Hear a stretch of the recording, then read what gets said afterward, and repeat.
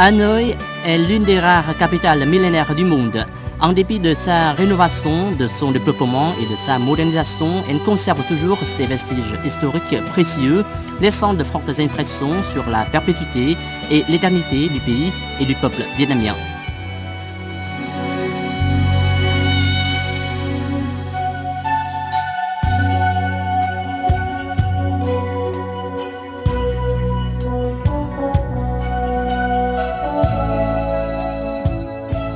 Il y a tout juste 1000 ans, le roi Ly Thái Tổ transféra la capitale de Hoa Lư à Thăng Long, Hanoï aujourd'hui. Après des hauts et des bas et malgré des guerres d'invasion, les traces de l'ancienne citadelle restent là, défiant le temps.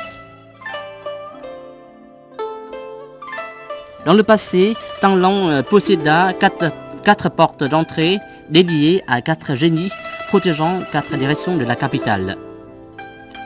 Le temple Bạch Mã dans la rue Hàng Buồm, construit en 1010, fut dédié au culte du génie Bạch Mã qui eut d'importants mérites dans l'édification de la capitale et qui fut nommé par le roi Ly Thái Tổ comme le génie protégeant l'est de la capitale. Le temple Voi Phục fut érigé en 1065 dans la ferme de Thủ Lệ. Il fut surveillé par 2 éléphants agenouillés, d'où son nom. Cet édifice possède 5 travées avec l'architecture des temples anciens. Il fut dédié au culte du prince Linh Lang qui vainquit les envahisseurs Song. Ce prince fut nommé par le roi Lý Thánh Tông comme Linh Lang Đại Vương, contrôlant l'ouest de la capitale. Le temple Kim Liên dans le quartier Phương Liên fut consacré à Cao Sơn Đại Vương, un génie qui aida Sơn Tinh à vaincre Thủy Tinh, et puis le roi Lê Tương Dực à chasser les rebelles, à rétablir la dynastie des Lê. Ce génie protégea le sud. Le temple Quán Thánh fut dédié au génie Trấn Vũ qui aida le roi An Dương Vương à édifier la citadelle en espérale Cổ Loa qui contrôla le nord. La statue du génie Trấn Vũ en cuivre noir d'un poids de 4 tonnes est une grande œuvre d'art du village de fonte du cuivre de Ngũ Sa à côté du lac Trúc Bạch. La pagode Trấn Quốc construite au VIe siècle est la plus vieille de Hanoï. Elle s'appela au début Khai Quốc, fondation de la nation.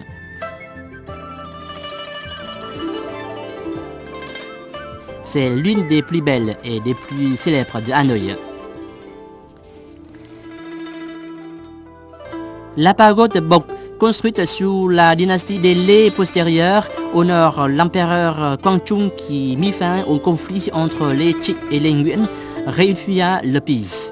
Le 5e jour du premier mois lunaire de 1789, il vainquit les envahisseurs Kinh et libéra le pays.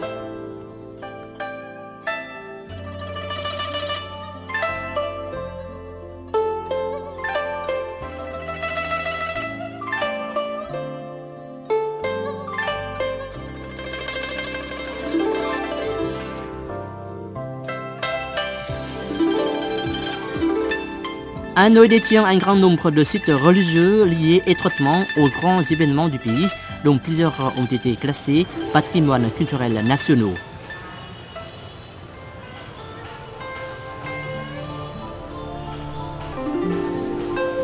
Le temple de la littérature fut construit en octobre 1070, puis le collège des enfants de la nation fut construit 6 ans plus tard derrière ce temple, devenant ainsi la première université en Asie du Sud-Est. Les stèles de docteurs ont été reconnues en mars 2010 par l'UNESCO comme le patrimoine documentaire mondial dans le cadre du programme Mémoire du monde. On en recense 82 datant de 1442 jusqu'à 1779. La statue de Confucius siège dans le temple de la littérature devant le collège des enfants de la nation. Ce dernier fut incendié par les colonialistes français en 1947 et reconstitué à prison.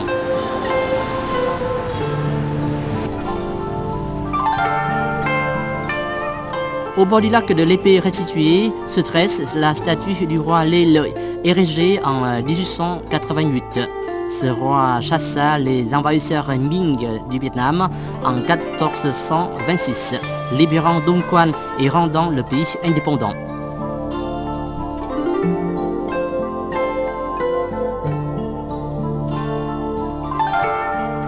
Le quartier commercial de la citadelle Thăng Long se situa à l'extérieur de la cité royale et fut baptisé Kẻ Chợ. Ce quartier s'organisa en corporations. Aujourd'hui, ce vieux quartier d'Hanoï préserve toujours les traces du secteur des transferues et corporations très animées dans le passé.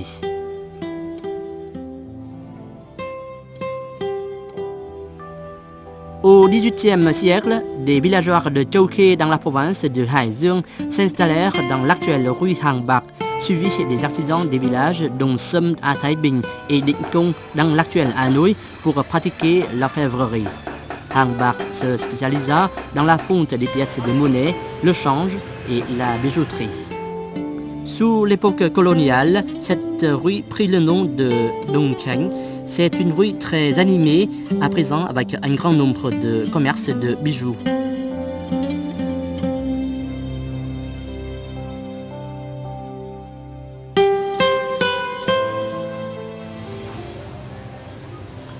La rue Hàng Mã est réputée dans le commerce des papiers votifs pour le culte des ancêtres et les mariages. Elle est encore reconnue grâce à ses maisons en tunnel et ses tuiles superposées. Dans le passé, Hang Dao se spécialisa dans le tissage et le commerce des tissus en couleur, des activités exercées par les villageois de Dinh Loan, province de Bắc Ninh. À ce jour, elle passe au commerce des vêtements prêts à porter, à la mode, à la broderie et aux produits artisanaux.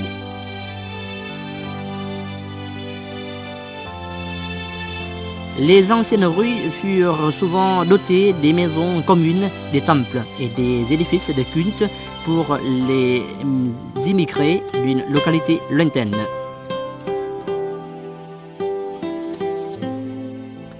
Dans le passé, presque toutes les maisons anciennes furent construites en longs tunnels. Elles abritent plusieurs générations et constituent des lieux de pollution. Ces maisons, qui présentent bon nombre d'inconvénients, disparaissent au fil du temps. Leur préservation est urgente. Elle attire l'attention des autorités municipales et des organisations internationales.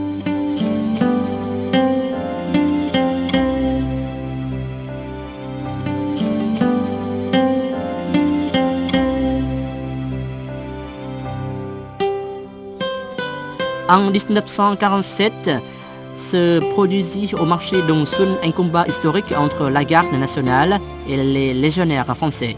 Ce marché, symbole de l'indomptabilité des soldats et des habitants d'Hanoï, fut construit en 1889. Au début, il se réunit en plein air et fut couvert ensuite de panneaux en zinc.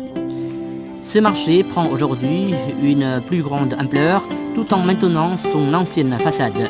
Đông Xuân est le plus grand marché de Hanoï et le plus grand marché de gros du Nord.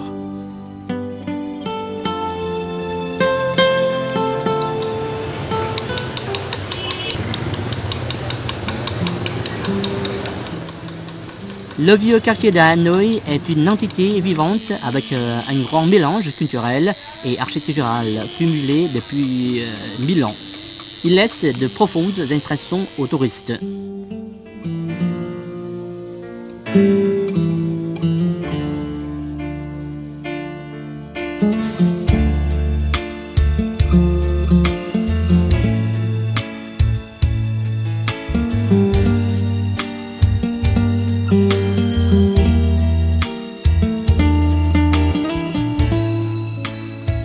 L'axe depuis Hàng Ngang jusqu'au marché Đông Xuân se transforme en rue piétonne, gastronomique et commerciale tous les vendredis, samedis et dimanches soirs.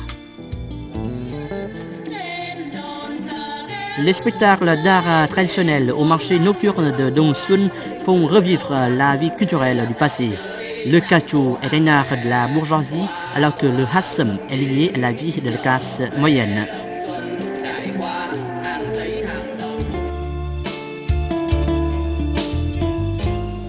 Les ouvrages architecturaux européens construits par les Français il y a des centaines d'années laissent de fortes impressions aux touristes. Parmi l'Opéra de Hanoï, construit de 1901 à 1911, couvre une superficie de 2600 mètres carrés. La tour populaire suprême prend une forme imposante et pleine de pouvoir. La maison des hôtes du gouvernement était le palais du gouverneur du Tonkin. C'est un ouvrage typique de l'architecture classique française.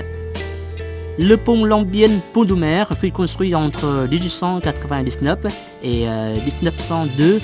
Il a été conçu par Gustave Eiffel. La gare Hancock a été mise en service en 1902. Sa partie principale a été détruite par les bombes américaines en décembre 1972 et reconstruite en 1976. La poste de Hanoï au style néoclassique européen a été inaugurée en 1901. La grande cathédrale de Hanoï au style gothique européen du Moyen Âge a été inaugurée en 1886. D'une hauteur de 31,50 mètres, elle a été construite avec des matériaux de construction traditionnels. L'hôtel Sofitel Métropole de Hanoï fut construit en 1901. Ce fut le premier hôtel 5 étoiles de Hanoï. Il accueille plusieurs célébrités et politiciens étrangers. Le palais du gouverneur d'Indochine, actuel palais présidentiel, fut construit entre 1901 et 1906. Ce fut le lieu de travail du président Ho Chi Minh. Ce dernier a laissé de beaux souvenirs à des générations de Vietnamiens et d'amis internationaux.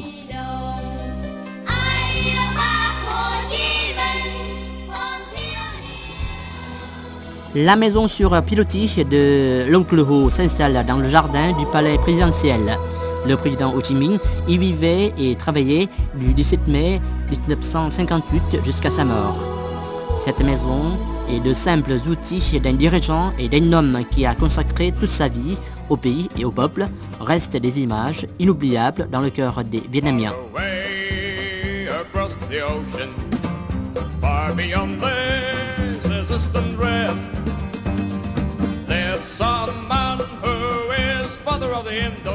C'était de belles paroles dans la célèbre chanson The Blood of Ho Chi Minh du compositeur britannique Ewell McCall, allouant le président Ho Chi Minh. From the mountains and the plains below, young and old workers, peasant and the toiling pen, and farmers fight for freedom with Uncle Ho. Ho, ho, Ho Chi Minh, ho, ho. Le 2 septembre 1945, sur la place Ba Dinh, le président Ho Chi Minh proclama l'indépendance, donnant naissance à la République démocratique du Vietnam. Chers compatriotes, tous les hommes naissent égaux. Le Créateur nous a donné des droits inviolables, le droit de vivre, le droit d'être libre et le droit de réaliser notre bonheur. Ce sont là des vérités indéniables. Le Vietnam a le droit d'être libre et indépendant et en fait est devenu un pays libre et indépendant. Animés de l'esprit de vaillance, d'indomptabilité et de sacrifice pour la patrie, les Hanoïens vainquirent à 3 reprises les Yuan mongols.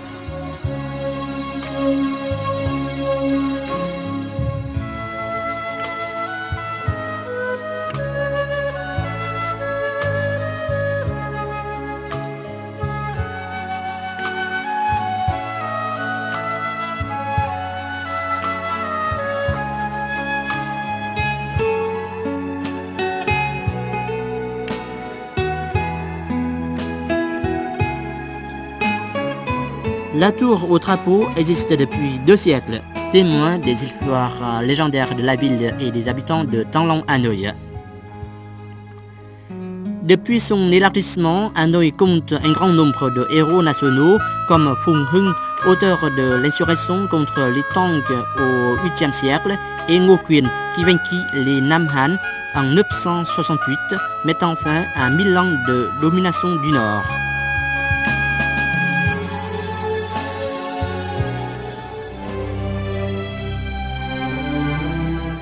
Au 8e siècle, ce fut la citadelle Đại La, un centre de pouvoir central sous la domination des Tang au Vietnam.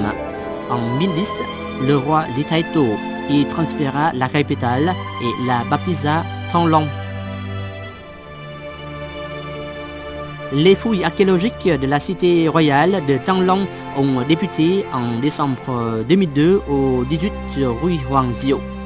On a mis à jour une partie de la citadelle de Đại La sous le régime de Cao Biên, le palais royal des dynasties Lý et Trần, la résidence du prince héritier de la dynastie des Lê et une partie du secteur central de la citadelle de la province de Hanoï au 19e siècle. Plusieurs vestiges importants et environ 3 millions d'objets précieux ont été découverts.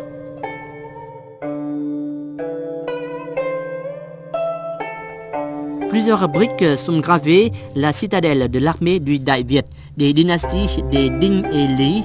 Ceci dit qu'à cette époque, le Vietnam s'appela Đại Việt. Ces briques présentent des valeurs historiques précieuses et montrent la continuité de plusieurs générations. Ces briques présentent des valeurs historiques précieuses et montrent la continuité de plusieurs dynasties dans ce secteur.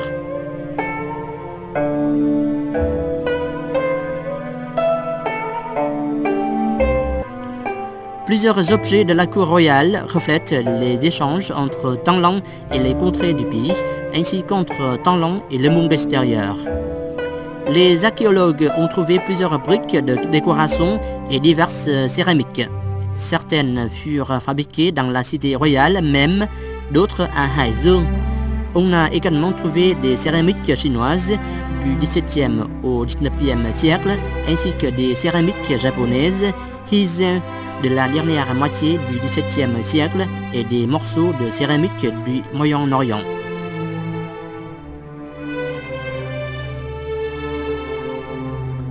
Les céramiques vietnamiennes découvertes sont très variées, tant en forme qu'en émail, en motifs de décoration.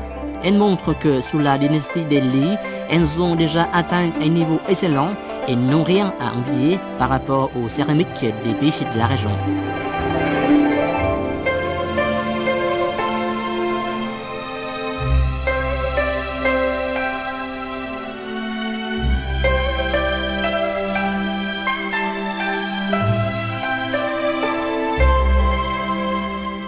Le secteur central de la cité royale de Thăng Long détient des valeurs mondiales grâce à sa longue histoire culturelle, sa continuité en tant que centre de pouvoir et à ses reliques diverses et abondantes.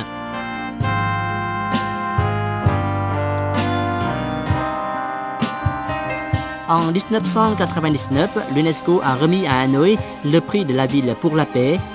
En 2010, elle a reconnu le secteur central de la cité royale de Thăng Long comme patrimoine culturel mondial.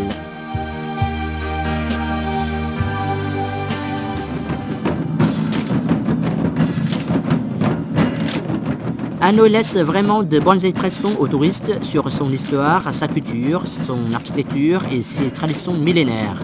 Elle se développe tout en préservant ses traditions. Capitale civilisée millénaire, capitale héroïque, ville pour la paix, Hanoï mérite d'être le cerveau d'un Vietnam beau et prospère.